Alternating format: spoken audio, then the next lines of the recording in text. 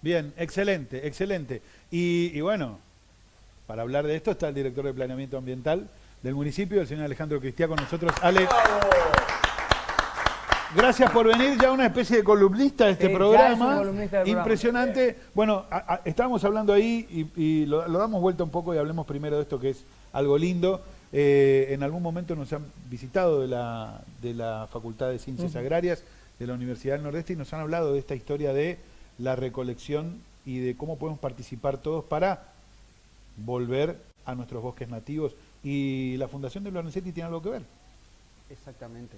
Justo hace un par de semanas, cuando ustedes me invitaron aquí, hablábamos de la visita del doctor Lorenzetti, Sí. que vino a Corrientes a dar una conferencia sobre el rol de la justicia, que también me gustaría que hablemos del tema. Sí, su libro habla de eso. En su libro, exactamente, a partir de su libro que se llama El Nuevo Enemigo, él generó una ONG que busca que sea una ola de generar un movimiento para que no ocurra lo que Marcelo recién le decía a Daniel, porque no pasa nada, porque nadie hace nada, entonces yo no cambio y entonces sigue todo igual. A los correntinos nos pasó algo que debería ser un antes y un después. Enero del 2022, el incendio del 11% de la superficie de la provincia, 1.100.000 hectáreas en 4 semanas. Y los incendios ya pasaron, pero después vinieron las lluvias y ahora nos estamos olvidando. Y bueno, pero las consecuencias siguen ahí. Exactamente, exactamente. Entonces, esta iniciativa de la Facultad de Ciencias Agrarias, en particular de la Cátedra de Silvicultura. Sí. La silvicultura es la rama de las ciencias agrarias que se ocupa del manejo de los bosques. Sí. Fueron ellos los que dijeron, no estábamos preparados ante esta situación de tener un banco de semillas. Entonces la iniciativa de ellos es, generemos un banco de semillas que se pueden conservar. Me explicaban que si están en condiciones adecuadas, para lo cual hay que comprar unas heladeras especiales, pueden durar hasta 10 años. Es decir, la idea es tener un banco de semillas para que si vuelve a ocurrir algo así, que estemos preparados. Y mientras tanto también empezar a prepararnos para restaurar esto. A ver si entiendo. La idea es que, Dios no quiera, si volvemos a tener un problema como este, tengamos un banco de, qué sé yo, sobre todo de bosque autóctono. Exacto, sí, por de supuesto. que de eso se trata, ¿no? Que nuestras especies vuelvan a ocupar el lugar que tenían. Exactamente. Perdón, pero haré una cosa, ante la palabra que acaba de decir Emilio, Dios no quiera, uno con lo que dijo Marcelo. El problema que tenemos, y dejemos de lado los incendios si quieren, tomemos cualquier otra cosa, pero vamos a hablar con Alejandro de lo que pasa, con lo que pasó con el fuego, lo que está pasando con el agua, lo que pasa con el medio ambiente. Pero digo, la mayoría de las veces las personas cuando experimentamos algo feo, grosso, feo, pandemia,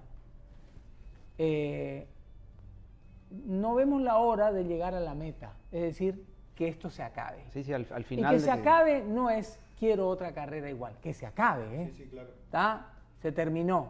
Por lo tanto, la experiencia claro, mucha gente sacó conclusiones interesantísimas de todo lo que ocurrió.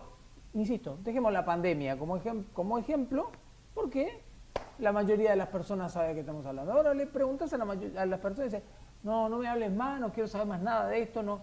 ¿Y qué te dejó? ¿Te estás cuidando? ¿Hiciste alguna otra cosa? ¿Pensaste en la próxima dosis si te la tenés? No, si puedo evitar el tema.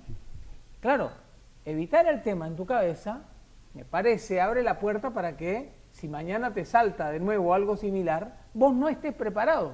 Me parece que es un poco eso lo que vos estabas diciendo, sí, con lo que ocurrió con el fuego. La gente dice, sí, no, listo, se terminó, ya está. No, empezamos a vivir una realidad distinta. Bueno, el otro día hablábamos de esto, todos hablamos del medio ambiente, todos hablamos del daño al planeta, pero ¿qué hacemos? ¿Qué hacemos en nuestra vida cotidiana para cambiar eso? Ahí va. En la sociedad del siglo XIX, la sociedad victoriana, habían algunos temas tabúes de los que no se hablaban y eran, por ejemplo, la homosexualidad, y eran específicamente para que el status quo no cambie, al no hablar del problema, al no enfrentarlo al problema. Sí, en GA1 está. Exactamente, problema del que no se habla, problema que no existe, digamos.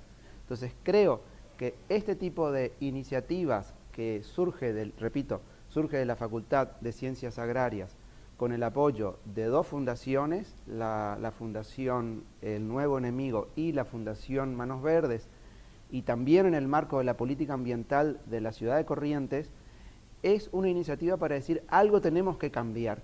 Nosotros, esto es algo chiquito, pero que en realidad lo que buscamos es instalar el tema en la agenda, decir, hablar del problema. Yo les comentaba que en enero, un domingo por la tarde, volví desde Itatí a Corrientes, son 70 kilómetros de ruta, en pleno incendio de Corrientes, que éramos noticia nacional, en 4 puntos distintos vi gente haciendo fuego. Es lo que decías vos.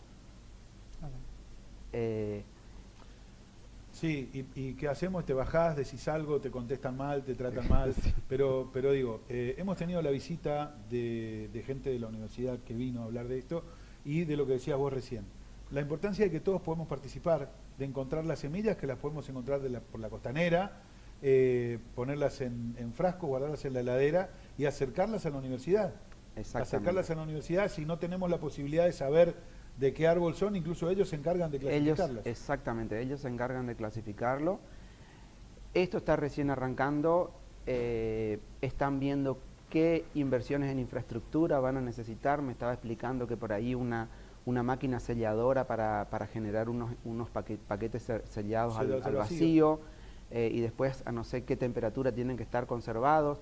Es decir, esto es como algo que recién está arrancando, pero creo que es algo interesante porque demuestra, por un lado, que de abajo surgen iniciativas. En este caso tenemos al sector académico, tenemos un par de ONG que lo están impulsando, tenemos al sector público.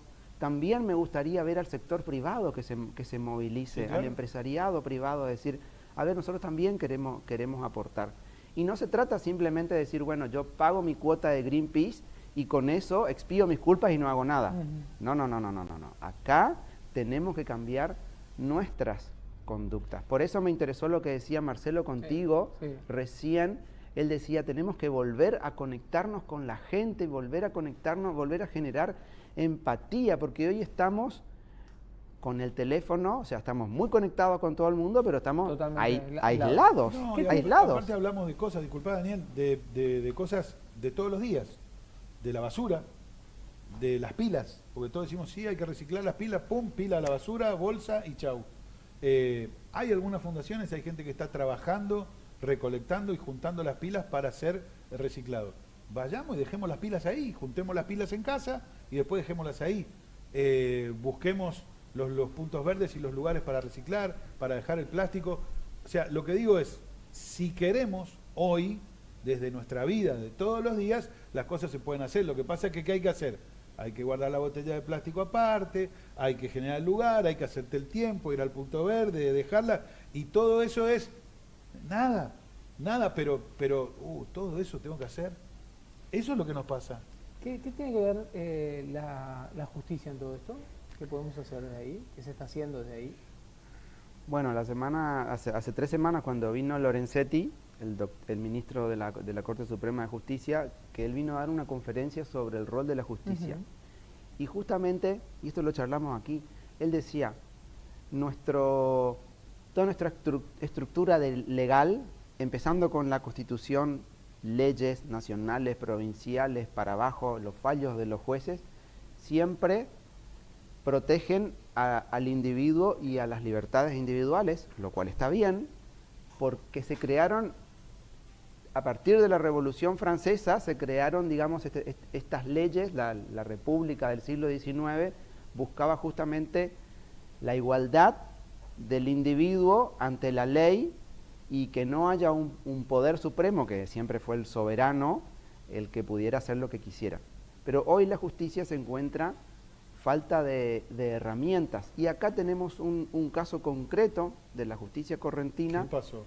Que en un fallo de primera instancia, en un proceso judicial de prescripción adquisitiva de un individuo que supuestamente estuvo viviendo en el lugar donde hoy es la Reserva Santa Catalina, pero que después vendió los derechos a un tercero, los derechos de ese proceso, y hoy tenemos un fallo en primera instancia que favorece a un individuo por sobre lo que es el bien común, digamos, o sobre lo que es un espacio que el municipio definió que esté reservado a perpetuidad para la conservación y para la... Si se confirma en las siguientes instancias, la reserva ecológica se reduciría a la mitad. No a la mitad. ¿No? No a la mitad. El predio que reclaman es de 35 hectáreas y la reserva tiene 250 hectáreas. Pero es un caso interesante para estudiarlo y para visibilizarlo. También el municipio, el servicio jurídico del municipio, por supuesto que va a apelar esta decisión, va a ir a la Cámara de Apelaciones, pero es un ejemplo concreto del rol de la justicia que decía el doctor Ricardo Lorenzetti. Ale, hoy en las páginas del diario República de Corrientes me encontré con esto del encuentro de alcaldes, ¿sí? Básicamente, algo un poquitito de lo que está pasando. De hecho, hay un zócalo que titula, hablando de lo que se viene, esa cumbre global de alcaldes. Sí. Exactamente. ¿Qué es esto? Buenos Aires forma parte de un grupo de grandes ciudades que se llama el grupo de C40. Son 100 ciudades líderes. Están las ciudades líderes, París, Nueva York, Los Ángeles, Londres, y está Buenos Aires. La única ciudad argentina que participa es Buenos Aires, y este año le toca a Buenos Aires ejercer la presidencia y se va a realizar la cumbre mundial en octubre en Buenos Aires. Y el eje de cambio climático y el eje medioambiental está número 1 en la agenda de este encuentro. Número 1, es el tema del año. Ayer en Buenos Aires, el gobierno de la ciudad de Buenos Aires, porque esto es un encuentro de alcaldes, es el gobierno de la ciudad de Buenos Aires el que es anfitrión, por lo tanto, Horacio Rodríguez Larreta, que es el jefe de gobierno, recibió a unos 30 intendentes de la República Argentina, entre los cuales fue invitado el doctor Eduardo Tassano, el intendente de Corrientes, para hacer lo que ellos le llaman el encuentro federal. Es decir, si bien el encuentro es de las ciudades líderes, va a haber un día para que las ciudades del interior de la Argentina puedan tener voz en esta cumbre. Entonces, a partir de ayer, que yo lo acompañé al intendente Tassano y también el secretario de Ambiente de la ciudad, vamos a tener una serie de encuentros técnicos para elaborar un documento que se va a llamar la Declaración de Buenos Aires 2022. Esa Declaración de Buenos Aires va a definir los aspectos en los cuales las ciudades reclaman al mundo, a las políticas, a los líderes mundiales, cuáles son los caminos que necesitamos para poder abordar la problemática ambiental en las ciudades. ¿Y por qué las ciudades tienen importancia en este tema? Por dos motivos. Primero, las ciudades, a pesar de que ocupan solamente el 3% de la superficie terrestre, son responsables del 70% de las emisiones de carbono. O sea, nosotros los ciudadanos, los que vivimos en las ciudades. Y a su vez, las ciudades generan el 80% del PBI mundial. Es decir, las ciudades son centros de innovación, centros de generación de riqueza. Entonces las oportunidades están acá en las ciudades. Las oportunidades de generar puestos de trabajo, en energías renovables, en movilidad sustentable, en construcción, en construcción de casas energéticamente eficientes, en generar una industria del reciclaje que genere puestos de trabajo. Es decir, hay que ver el cuidado del medio ambiente no como un freno al desarrollo, sino como una oportunidad de desarrollo. Y eso es lo que vamos a trabajar en estos encuentros técnicos para presentarlo en octubre de este año en Buenos Aires, en la Cumbre Mundial de Alcaldes. Bien, a mí me encanta, pero digo, trabajemos también para que cambien nuestras cabezas, porque si todas estas propuestas están buenísimas, pero no te digo ni mi vecino ni el de enfrente, si mi cabeza no cambia y yo sigo comportándome de una manera en la que no cuido el planeta, estamos al horno. Sí, por eso también comentaba esta otra iniciativa del proyecto de semilla, ¿no? De semilla, que me parece muy interesante porque es un proyecto que tripartito entre el sector académico, entre las ONGs, el sector civil, digamos, entre el Estado. Yo con gusto acepto tu propuesta de seguir viniendo y de seguir contando las propuestas o las iniciativas que surgen de individuos o de empresarios o de personas que le interesa decir yo quiero aportar y quiero cambiar, yo quiero cambiar. Ese es el punto fundamental que tenemos que dejar acá en esta mesa, y por eso vuelvo a retomar lo que dijo Marcelo, que estuvo contigo antes, porque él decía, si yo no cambio, no cambia nadie. Sí, señor. Ale, gracias. No, gracias a ustedes. Siempre es un gusto tiempo. tenerte e insisto, este programa tocando este tema cada vez con más cotidianidad porque me parece clave. Y como siempre digo, yo los felicito de que ustedes con su rol de periodistas coloquen el tema en la agenda.